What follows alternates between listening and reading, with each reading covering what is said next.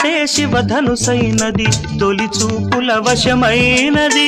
వలపు స్వయంవరమైనప్పుడు గెలువనిది ఏది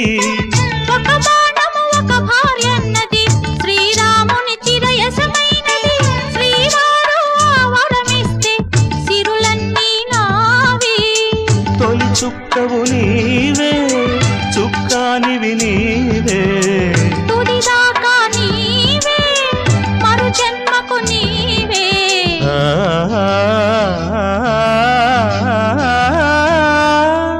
జానకి కలగనలేదు రాముని సతి కాగలనని ఏనాడు